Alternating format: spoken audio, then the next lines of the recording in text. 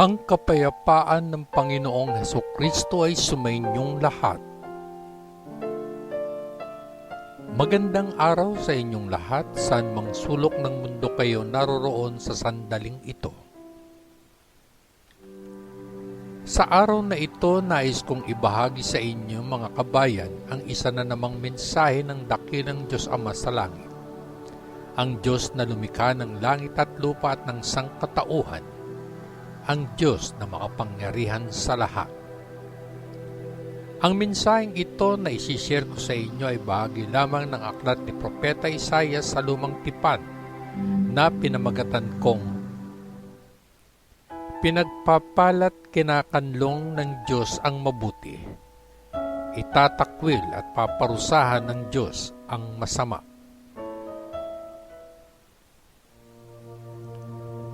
Ang sabi ng Panginoon, narito ang aking lingkod na aking pinalakas, ang pinili ko kung kanino ako nalulugod. Pinuno ko siya ng aking espiritu at magdadala siya ng katarungan sa bawat bansa.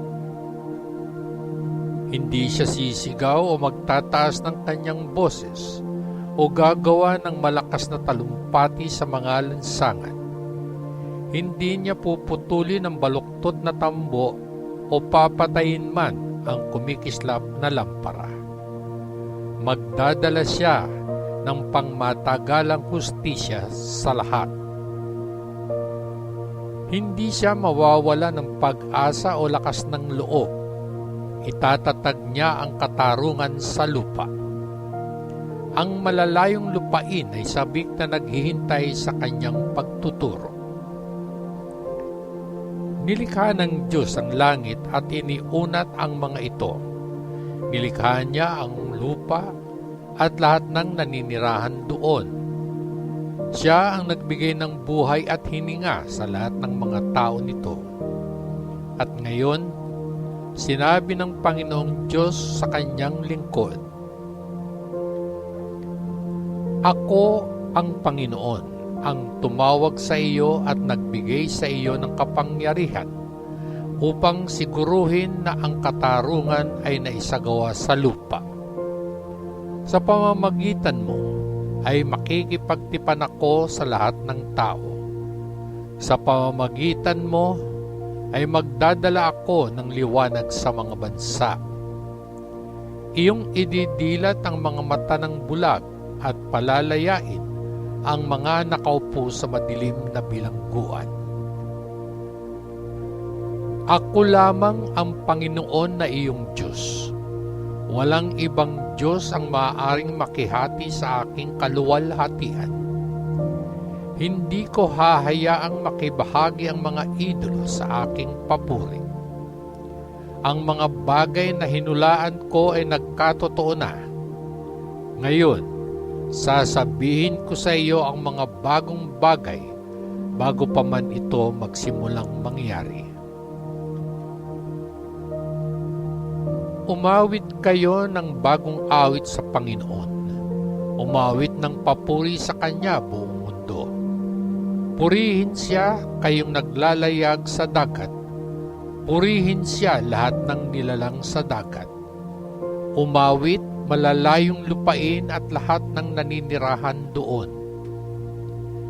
Hayaang purihin ng disyerto at ng mga bayan nito ang Diyos.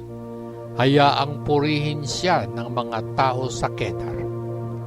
Hayaang sumigaw sa kagalakan ang mga naninirahan sa lungsod ng Sela mula sa mga taluktok ng mga bundok.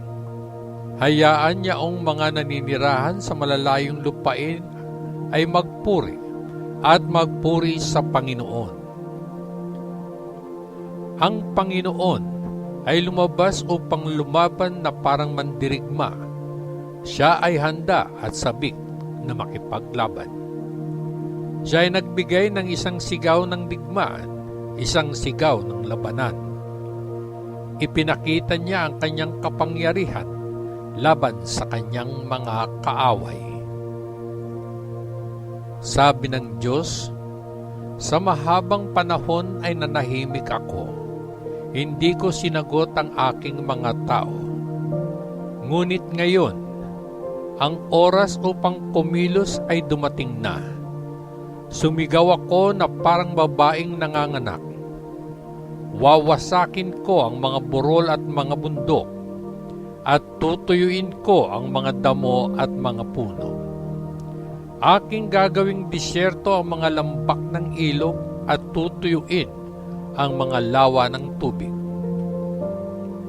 Aking aakayin ang aking mga bulag na tao sa pamamagitan ng mga daan na hindi pa nila nilakbay. Aking gagawing liwanag ang kanilang kadiliman, at gagawin kong makinis sa harap nila ang magaspang na lupain. Ito ang aking mga pangako, at iingatan ko sila ng walang pagkukulang. Lahat ng nagtitiwala sa mga Diyos-Diyosan na tumatawag sa mga larawan na kanilang mga Diyos, mapapahiya at mapapahiya. Sabi ng Panginoon, makinig kayong mga bingi, masdang mabuti kayong mga bulag. Mayroon bang mas bulag kaysa sa aking lingkod? Mas bingi pa sa mensaherong pinadala ko. Israel, marami ka nang nakita, ngunit ano ang ibig sabihin nito sa iyo? Mayroon kang mga tainga upang makarinig, pero ano ba talaga ang narinig mo? Ang Panginoon ay isang Diyos na sabik na magligtas, kaya itinas niya ang kanyang mga batas at aral, at gusto niya na tanggapin sila ng kanyang mga tao. Ngunit ngayon, ang kanyang bayan ay nadambong. Sila ay nakakulong sa mga piitan at itinago sa mga bilangguan. Sila ay ninakawan at dinambong nang walang sinuman ang sa kanila ay sumagip. Meron bang sinuman sa inyo ang makikinig dito? Mula ngayon makikinig ba kayo ng may pag-iingat? Sino ang nagsuko ng Israel sa mga magnanakaw? Ang Panginoon mismo, kung kanino tayo nagkasala.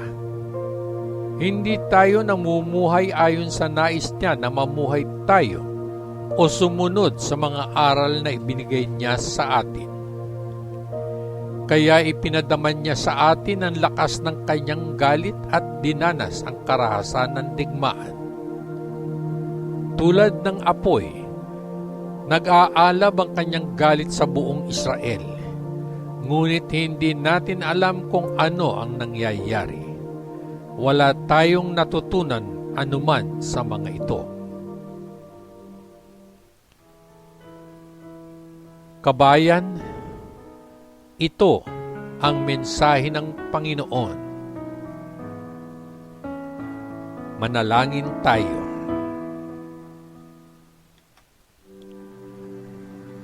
Ang pagsalansang ng masama ay nagsasabi sa loob ng aking puso na walang takot sa Diyos sa harap ng kanyang mga mata, sapagkat siya ay nagpupuri sa kanyang sarili sa kanyang sariling mga mata, hanggang sa ang kanyang kasamaan ay masumpungang kasuklam-suklam. Ang mga salita ng kanyang bibig ay kasamaan at panlilinlang. Siya ay tumigil sa pagiging matalino at paggawa ng mabuti. Siya ay kumakatha ng kasamaan sa kanyang higaan. Inilalagay niya ang kanyang sarili sa daang hindi mabuti. Hindi niya kinasusok naman ang kasamnaan. Ang iyong awa, O Panginoon, ay nasa kalangitan, at ang iyong katapatan ay umaabot hanggang sa mga alapaap. Ang iyong katuwiran ay gaya ng malalaking bundok. Ang iyong mga kahatulan ay napakalalim.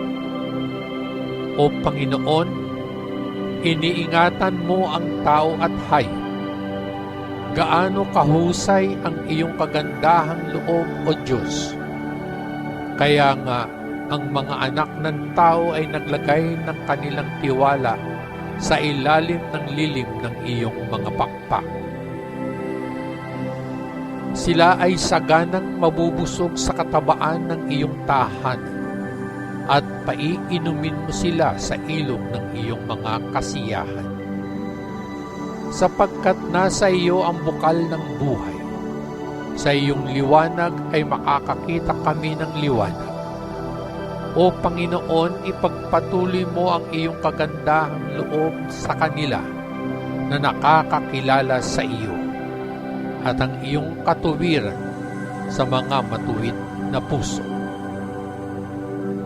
Huwag hayaang ang paa ng kapalaluan ay dumating laban sa akin, at huwag nawang hayaang alisin ako ng kamay ng mga masama. Doon nangahulog ang mga manggagawa ng kasamaan. Sila ay itinapon at hindi na makababangon. Purihin ang dakilang Diyos Ama na makapangyarihan sa lahat. Sa ngalan ng Panginoong Hesukristo na ating manunubos. Amen. Amen. Amen. Peace.